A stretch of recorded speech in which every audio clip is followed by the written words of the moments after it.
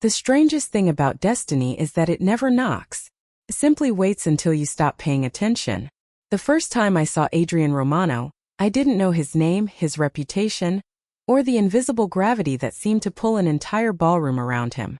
I only knew that my dinner shift at the Grand Lexington Hotel had already stretched past 10 hours, my feet ached inside shoes that were half a size too small, and every tray I carried felt heavier than the last. Charity galas always looked magical from the outside. Crystal chandeliers scattered warm light across polished marble floors, a string quartet floated through the air, and guests laughed behind glasses of champagne that probably cost more than my weekly grocery bill. But for the people wearing black uniforms instead of tuxedos, the night was simply another paycheck. I adjusted my apron, balanced a tray of sparkling water, and noticed an elderly woman sitting alone near the ballroom's quiet garden entrance. While everyone else talked over one another, she watched the room in complete silence. Her silver hair was pinned neatly behind her ears, and although she smiled politely whenever someone looked her way, no one stayed beside her for long. I recognized that expression. It was the look of someone surrounded by people yet completely isolated. As I approached her table, she looked up with gentle gray eyes. Instead of speaking, she slowly lifted one hand and formed a simple sign. "Thank you." Instinctively, I answered in American Sign Language, asking if she would like fresh tea instead of sparkling water because the ballroom felt chilly tonight. Her face brightened instantly. She signed back with surprising speed, telling me peppermint tea reminded her of happier years. I smiled without thinking. My grandmother had been deaf too. She had raised me on weekends after my parents worked long shifts, teaching me that conversations didn't always need voices. For several quiet minutes, the noise of the ballroom disappeared. We laughed silently through moving hands and warm expressions while I promised to return with fresh tea before dessert was served. Neither of us noticed the room growing strangely still. I turned toward the kitchen carrying my empty tray when every instinct told me someone was watching. Standing across the ballroom near the grand staircase was a tall man in a perfectly tailored black suit. Conversations continued around him, yet somehow the air itself seemed to hesitate. His dark eyes were locked on me, not with curiosity, not with anger, but with absolute disbelief. He wasn't looking at my face. He was staring at my hands. Then his gaze shifted toward the elderly woman beside me, and for the first time that evening, the powerful stranger looked completely frozen, as though he had just witnessed something the world had insisted was impossible. I could not explain why my heart started racing before he even took a single step toward me. Maybe it was because everyone else instinctively moved aside without being asked, creating a clear path through the crowded ballroom as though the room itself answered to him. The musicians continued playing. Glasses still clinked together. Conversations resumed in careful whispers. Yet somehow every sound felt farther away. I returned to the elderly woman with a fresh cup of peppermint tea, setting it gently in front of her. She smiled and signed, "You are very kind." I answered that kindness was free, even if everything else in this hotel seemed expensive. She laughed without making a sound, the corners of her eyes crinkling with genuine warmth. Then a deep voice interrupted us. "Where did you learn that?" I turned slowly. He stood only a few feet away now, taller than I had realized, his charcoal suit perfectly tailored, his calm expression hiding something much heavier beneath the surface. Up close, his eyes were not cold. They looked unsettled, as if an old memory had suddenly stepped out of the past and refused to disappear. "American Sign Language," I replied carefully.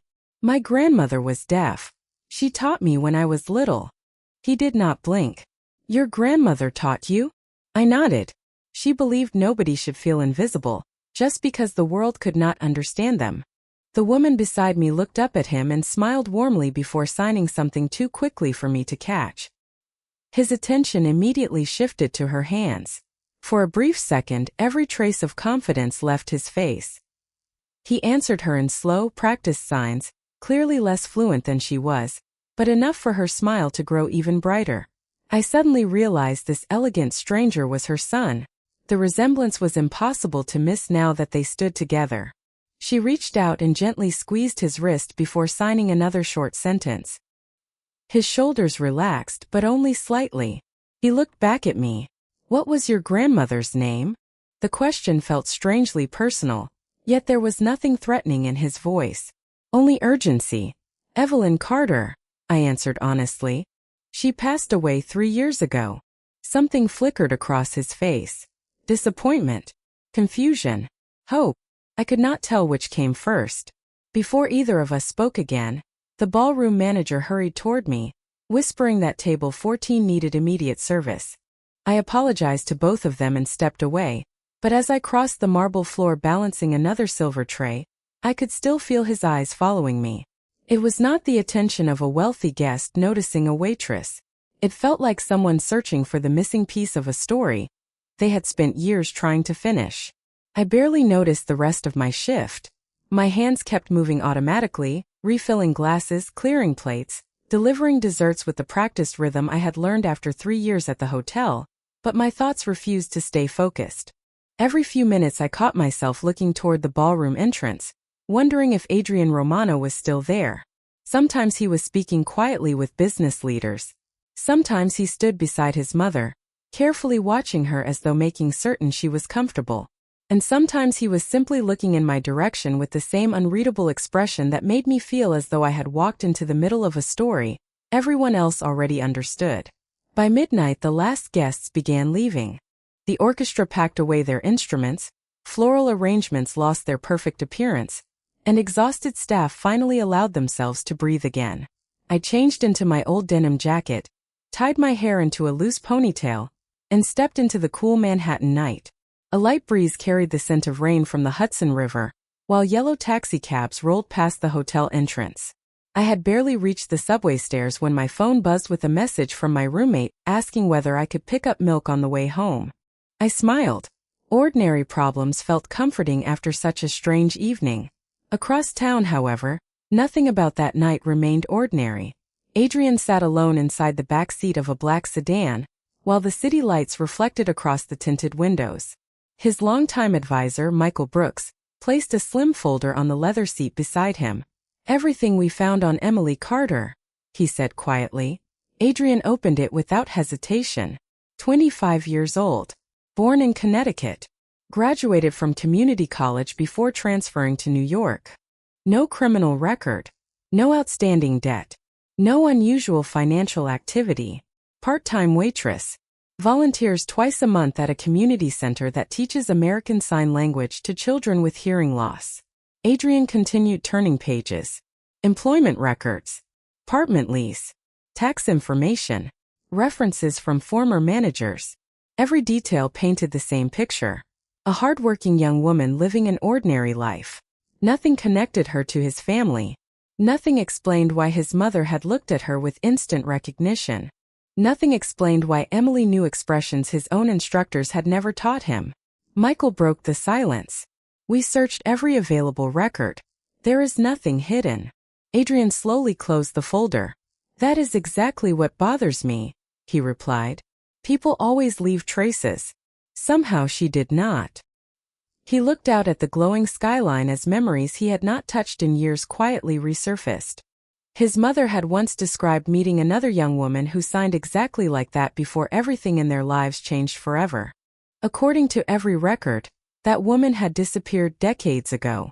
Yet tonight, for one impossible moment, it felt as though the past had walked back into the room wearing a waitress uniform and carrying a silver serving tray. I spent the next 2 days convincing myself that I had imagined the entire encounter. New York had a way of making extraordinary moments feel ordinary by the time another workday began. Rent still had to be paid. Groceries still had to be carried up 4 flights of stairs. The subway was still crowded every morning. And my manager still reminded everyone to smile no matter how tired we felt. Life returned to its familiar rhythm, at least on the surface. Then Thursday afternoon arrived with an unexpected request. My supervisor walked into the break room holding a reservation sheet. "Emily, one of our private guests specifically asked whether you are working tonight." I looked up from tying my apron. "Did they say why?" He shrugged. "No complaints. They simply requested you by name." A strange feeling settled in my stomach. I had served hundreds of guests over the years. Some remembered friendly faces. Some tipped generously. But something told me this was different. By 6 o'clock, the private dining room overlooking Central Park had been prepared with fresh flowers, polished silverware, and soft candlelight. Only 2 place settings waited near the window. When the elevator doors opened, Adrian Romano stepped inside first, holding the door for his mother before following her into the room. Margaret immediately recognized me. Her face lit up with the same gentle warmth I remembered from the gala. Before I could greet them aloud, she raised her hands with an eager smile. I answered naturally, asking whether she had enjoyed the beautiful weather that afternoon. Her eyes sparkled. She signed that she had spent an hour in her garden watching birds because they reminded her that every season eventually returned. I laughed softly, telling her my grandmother used to say almost the exact same thing. Adrian remained silent while setting his mother's chair. He watched our conversation unfold with complete attention, saying nothing as our hands moved effortlessly between memories, questions, and quiet jokes. For nearly 20 minutes, Margaret hardly looked at the menu. She wanted to tell me stories about growing roses, baking cinnamon bread every Sunday morning, and the tiny lake where Adrian had learned to skip stones as a little boy. Every time she smiled, Adrian seemed to study her face with growing disbelief. Finally he spoke. I have not seen her laugh like this in years. His voice was calm, but something emotional hid beneath every word. I glanced toward Margaret, who reached across the table and gently touched her son's hand before signing another sentence. Adrian looked down, translating her movements almost automatically. A faint smile appeared for the first time since we had met. She says, he explained quietly, that you remind her of someone she thought she would never see again. The room suddenly felt much quieter than before, and although I had no idea what Margaret truly meant, I could not shake the feeling that an invisible door had just begun to open. Margaret's smile stayed with me long after I left their table. I had met countless guests who thanked me politely before disappearing back into their own lives, but something about that evening felt different. It was not because Adrian Romano was wealthy or influential. It was because every time his mother looked at me, she seemed to recognize something I could not see in myself. As I prepared fresh coffee in the service station, I caught myself replaying every sign we had exchanged, wondering if I had accidentally reminded her of someone she once loved. When I returned with dessert, Margaret was already waiting for me with eager hands. She asked whether I still remembered the lullaby my grandmother used to sign when I was frightened as a little girl. I smiled immediately. Without thinking, I repeated the familiar sequence exactly as I had learned it decades ago. The movements felt as natural as breathing. Safe, familiar. They belonged to some of my earliest memories. The instant my hand stopped moving, Margaret's expression changed. Her eyes filled with tears so suddenly that I froze where I stood. Adrian leaned forward in his chair, looking from his mother to me without saying a word. Margaret slowly reached for my hand. Her fingers trembled as she carefully repeated the final sign I had just used. Then she shook her head in disbelief. Adrian quietly translated. She is asking who taught you the last phrase. I frowned gently. My grandmother always ended the lullaby that way. She said it meant, wherever love remembers you, you are never truly lost. Adrian looked confused. That ending is not part of the standard version. I blinked. I did not know there was a standard version. Margaret closed her eyes for a moment before opening her evening purse with unusual urgency. From inside she removed an old photograph protected by a worn leather sleeve. Time had faded the colors, but I could still make out a young woman smiling beside a small lake while holding the hand of a little child. Margaret pointed at the woman, then looked at me. I studied the picture carefully. There was something strangely familiar about her smile, though I could not explain why. Then Margaret pointed to the child's tiny hands. Even in the faded photograph, the little girl was making the exact same final sign I had just repeated. My heartbeat quickened. Adrian stared silently at the picture before lifting his eyes toward me. Neither of us spoke because neither of us understood how two families who had never met could possibly share a gesture that did not exist anywhere else. For the first time in my life, I began to wonder whether my grandmother had left me more than memories. Perhaps she had also left behind a secret that had been waiting years for someone to notice. I left the hotel that night carrying more questions than answers. The old photograph stayed in my thoughts during the subway ride home, through the familiar screech of the train and the tired faces of strangers heading back to ordinary apartments and ordinary lives. Nothing about my life had ever suggested hidden mysteries. My parents had always told me I was born in Hartford, raised with love, and blessed with a grandmother who happened to know American Sign Language because she had lost her hearing as a teenager. I had never questioned any of it. Now, for the first time, I wondered whether there had been chapters no one had wanted me to read.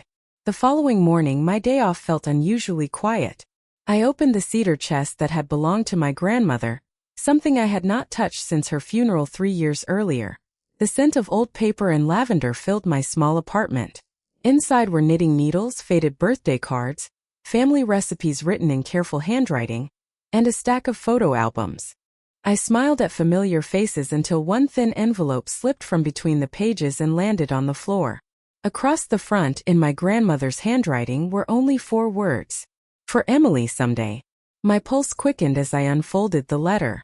Instead of a long explanation, there was only a single page.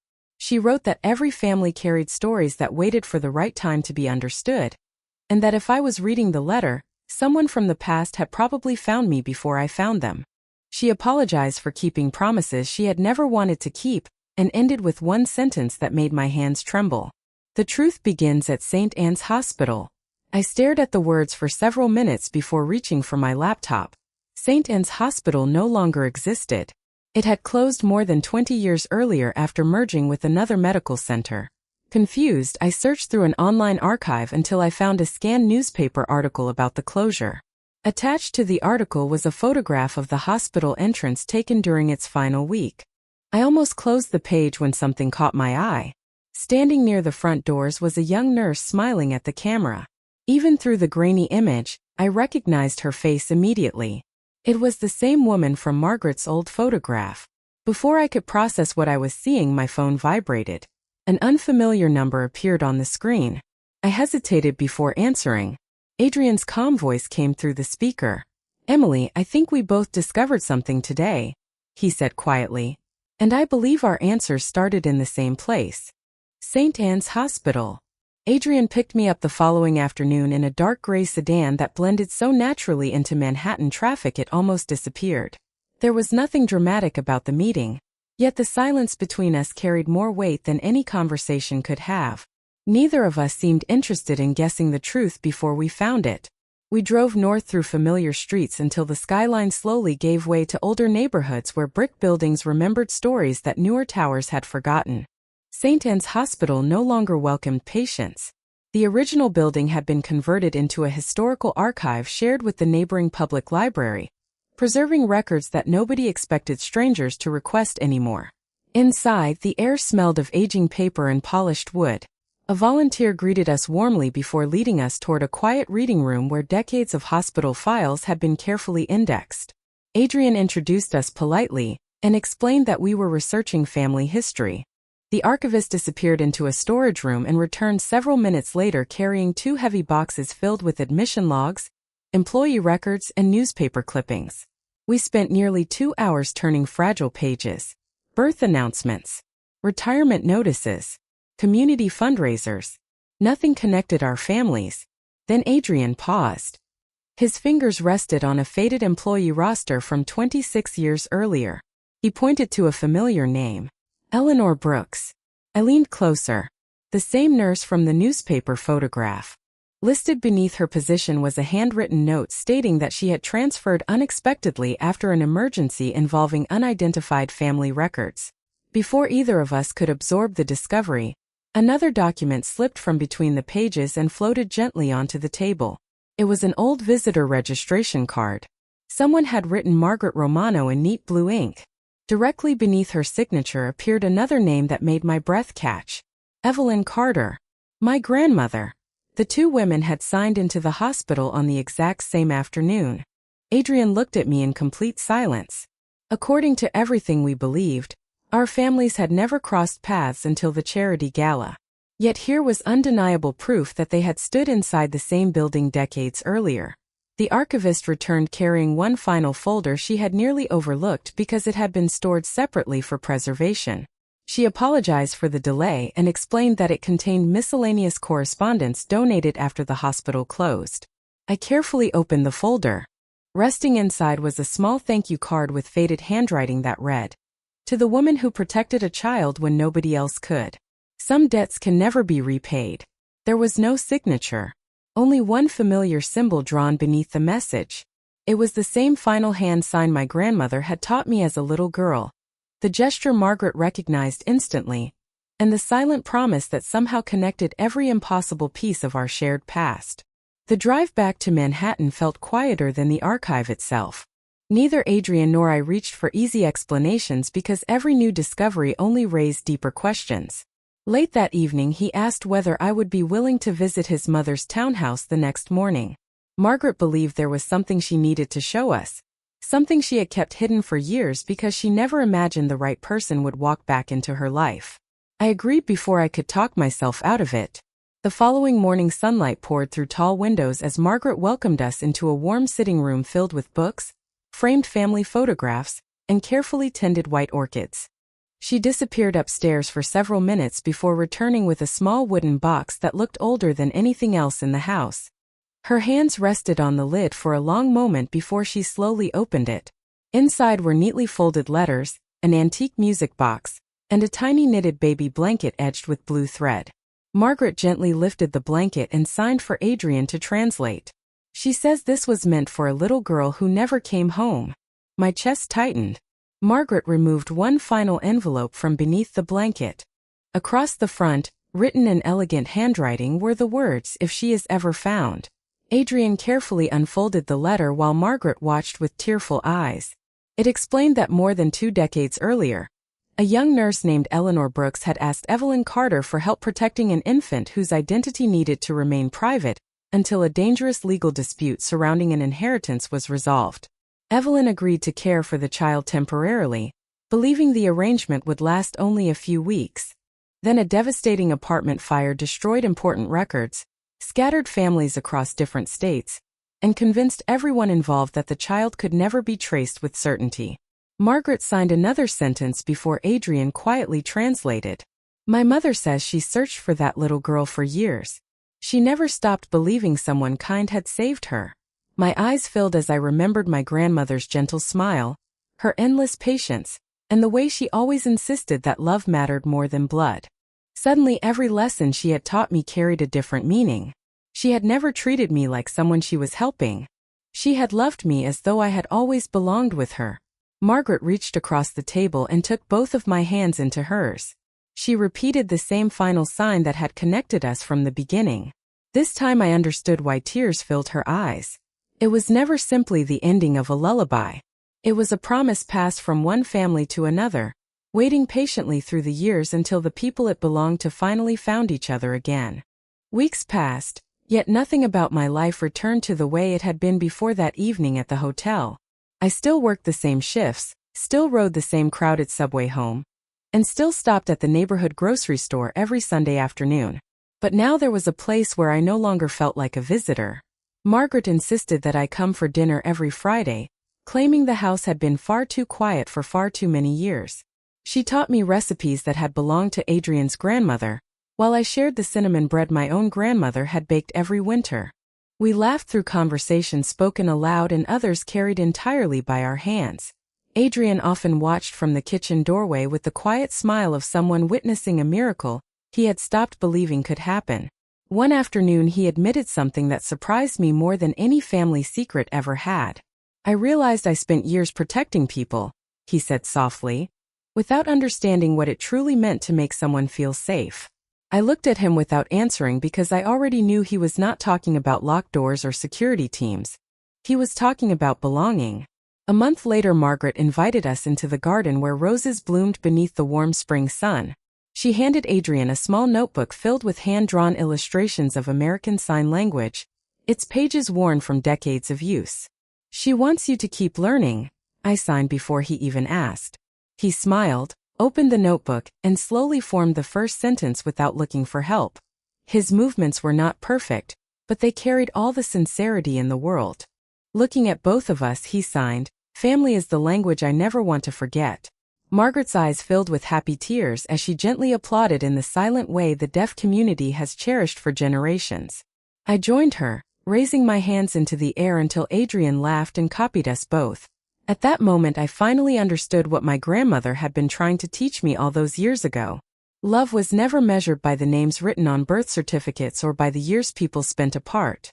It revealed itself in the quiet choices to stay, to listen, to forgive, and to remember. The mysterious sign that had connected two families across decades was never meant to unlock hidden wealth or forgotten power. It existed to carry hope from one generation to the next until someone was ready to receive it.